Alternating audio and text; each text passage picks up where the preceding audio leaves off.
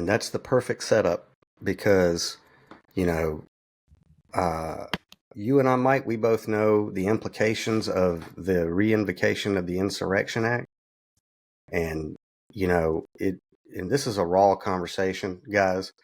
I know it's disorienting for those of you who are talking to me to be in our community and to just be baffled by the fact that when we go outside of our doors, most people in this area are oblivious to what's going on in this country. They are absolutely oblivious to it.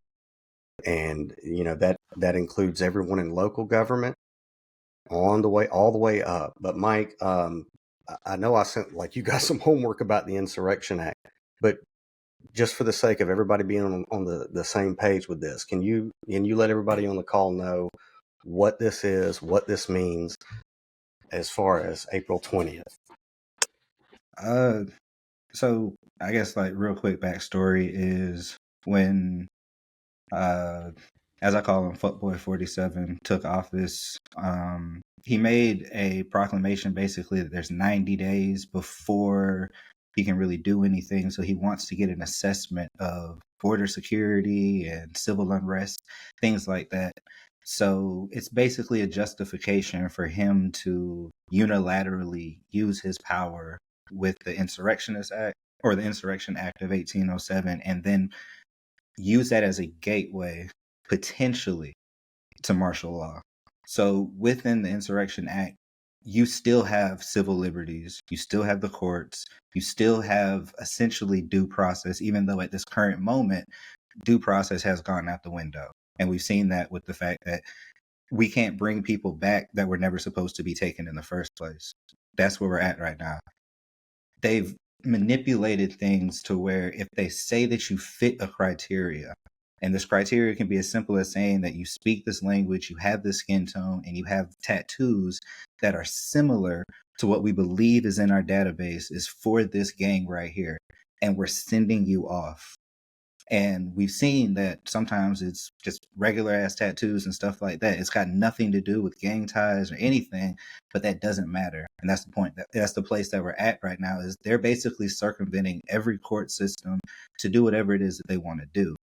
And this act right here, coupled with the constitutional immunity that was given to him by the Supreme Court, basically allows him free reign to do any and everything. And we're seeing him attempt to do it. This isn't to say martial law is coming. This is to say that this is the door that gets open for martial law to come. And right now, there isn't truly too much that we can do to stop that. Because once, April 20th comes, if that's something that he wants to do, he's going to do it. Because we've seen with everything that he has done, when he says he's going to do something, he does it. So we just really have to be understanding of where we're at right now. So that's a little of the backstory. Like I said, if it comes, y'all, shit's about to hit the fan. So everybody know what the Insurrection Act is? We all do? Okay. Now, I'll tell you what some of the concerns are a lot of the concerns is, they're never, I think people are waiting for him to come out and say we're under martial law, or any kind of government to say we're under martial law. And people don't really realize we already are. I mean, by proxy, we are. When, look, well, I'm not going to go down that rabbit hole right now, but I've been doing activism since 2008. And I think I've told a lot of you guys, or anyway, that when it became very real for me, it was, when they were passing the Patriot Act and the NDAA of 2012, the National Defense Authorization Act, which embedded within that Authorization Act was the whole idea of the sovereign citizen domestic terrorist, okay? The verbiage was in the NDAA 2012, which indicated, and see, whenever the government does something, they start laying the bricks for this shit years and years and years in advance. And it catches up to people. But with the NDAA, they were listing people who mentioned the Constitution more than twice in a sentence as a domestic terrorist. They were mentioning people who had Ron Paul bumper stickers, people who, wore Levi's jeans, essentially in the verbiage of the NDAA 2012, is that anybody that they want to label a domestic, homegrown terrorist doesn't have any habeas corpus, no due process of law. They can black bag you. And it's literally like, so that's me, and that's every one of you. If you said anything on social media, or you're known for being a dissident of this party, it's not like it's coming. Now we are at the point where he literally can do Gestapo shit, and he's doing it. Like, what's that student's name that they sent to El Salvador? My bad. You talking about Khalil Mahmoud or whatnot? Yeah. So, like, the Supreme Court, they sent this guy who had all of his papers. They sent him to El Salvador, to their concentration camp over there, and that's what it is. And the Supreme Court, like, they basically issued a facilitation, or whatever you want to call it. They basically told the executive branch he's got to come back home, and the executive branch said no.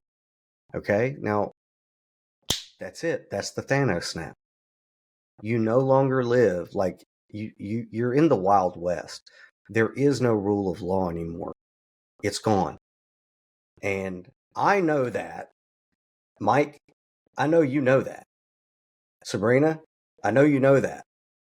Okay, Mona, Law, y'all are newer to the activism thing. But when the executive branch just told the judicial branch, no, all bets for saving anything are off. They're off. And now every person who this cult deems as a home, I mean, and, the other thing was, if you scroll through TikTok, put in Trump plus homegrown. He had the dictator of El Salvador, and they were asking him in a press conference, they were like, so are you going to return, this student? And the dictator from El Salvador says, no, we're not. We can't, which means the guy's probably dead. Okay. And then on a hot mic, Trump is telling this dictator that next they're going to be sending El Salvador homegrowns, and that he needs him to build 5 more facilities.